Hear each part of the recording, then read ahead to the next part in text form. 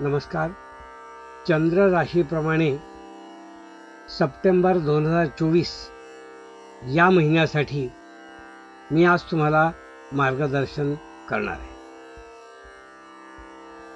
September 2024 हा महिना जो आहे हा आपल्या लाडक्या गणेशाचा उत्सवाचा महिना आहे.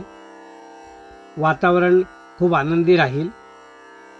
त्या आनंदी वातावरणाचा लाभ घ्यायला तुम्ही आत्मसात करा किंवा प्रत्येक आनंद द्विगुणित कसा होईल त्या क्षणाचा विचार करा.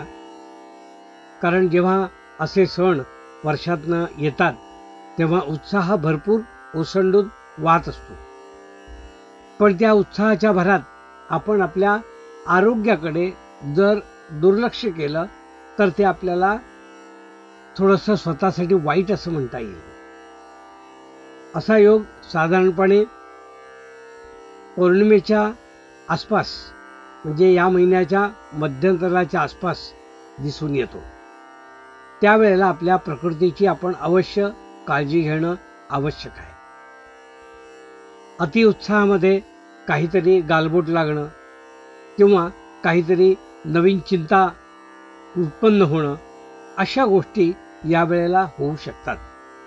तर या प्रीत्यर्थ आपण अवश्य काळजी आपण स्वतःच घ्यावी, सावधान राहावं, सावधगिरी बाळगावी असा संदेश मी या ठिकाणी देऊ इच्छितो.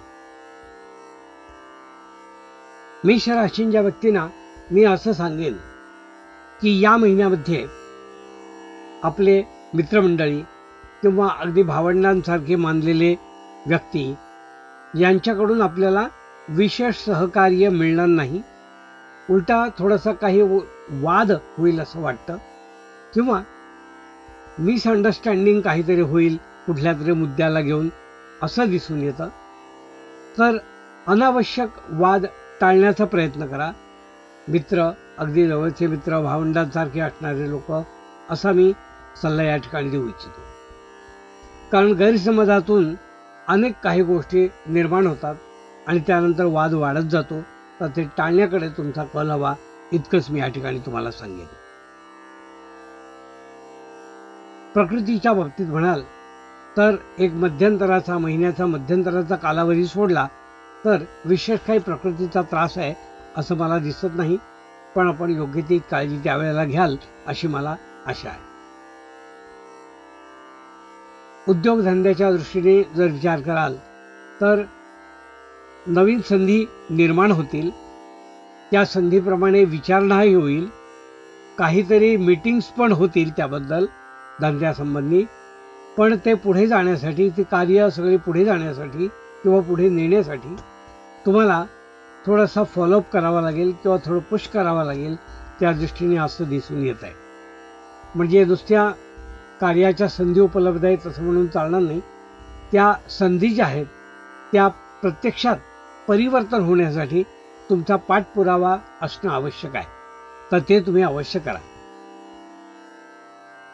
नोकरदार मंडळी जी आहेत त्यांना आपल्या प्रामाणिकपणाचा फायदा या महिन्यात दिसून येईल.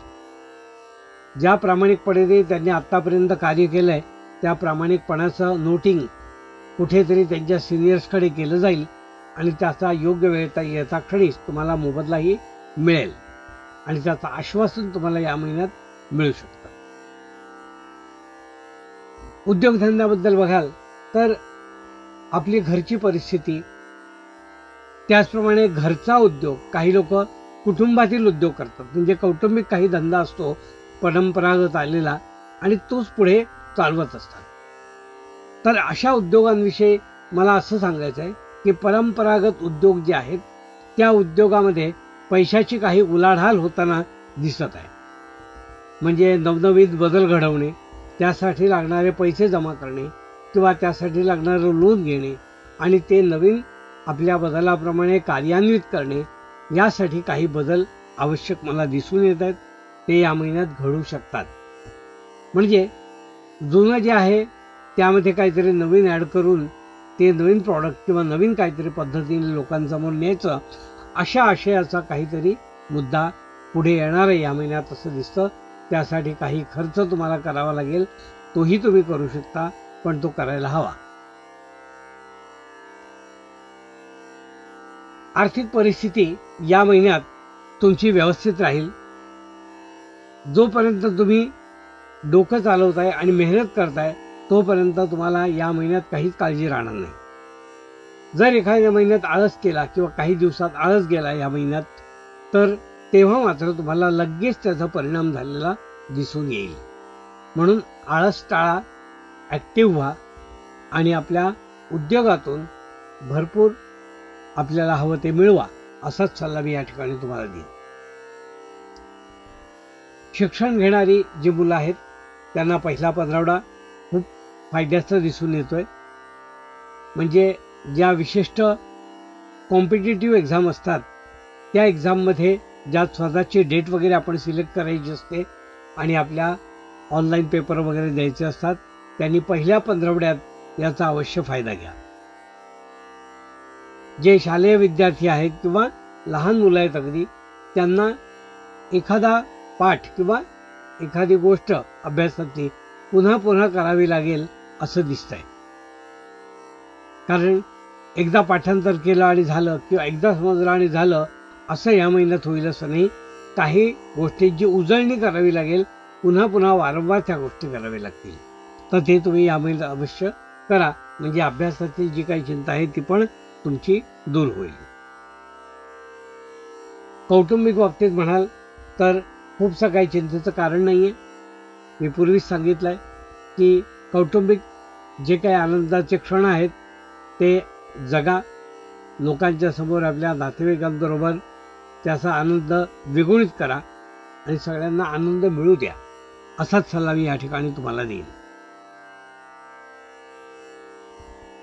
कौटुंबिक कारणांनी जर काही तुमच्यामध्ये वादविवाद असतील तर अशा सणावाराच्या वेळी ते बाजूला ठेवा आणि सणामध्ये मन एकाग्र करून त्या सणाचा भरपूर आनंद लुटा, एवढंच मी तुम्हाला या ठिकाणी सांगेन. या संपूर्ण महिन्यामध्ये मेष राशीला संमिश्र अशी प्रतिक्रिया दिसून येते कुंडलीप्रमाणे. त्याप्रमाणे एक मध्यंतराचा कालावधी सोडला तर बाकी कालावधी आपल्याला अनुकूल आहे, पण तो महिन्याचा मधला काळ जो आहे तो थोडासा आपल्याला शारीरिक कष्ट देणारा आहे असं दिसून येतं. हे होतं मेष राशींच्या व्यक्तींना मार्गदर्शन.